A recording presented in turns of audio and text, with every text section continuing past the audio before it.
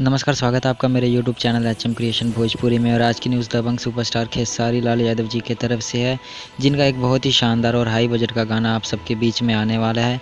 जिस गाने को आप लोग ऑडियो में तो सुन ही चुके होंगे, जिस गाने को 1 दिसंबर को रिलीज़ किया गया था, जिस गाने का नाम था तू लड़की है ऑक्सीजन नहीं। इस गाने को ऑडियो में स्पीड रिकॉर्ड्स भोजपुरी के ऑफिशियल यूट्यूब चैनल पर रिलीज़ कर दिया गया है।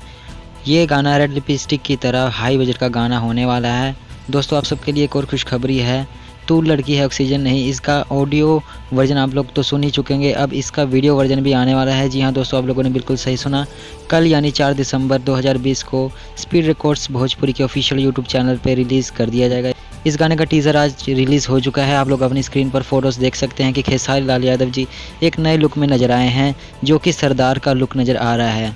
जी हाँ दोस्तों, ये सरदार का लुक और कोई नहीं, तू लड़की है ऑक्सीजन नहीं का वीडियो गाना ही है, जो कि आप सबके बीच में कल 4 दिसंबर सुबह 6:30 बजे स्पीड रिकॉर्ड्स भोजपुरी के ऑफिशियल यूट्यूब चैनल पर रिलीज़ कर दिया जाएगा।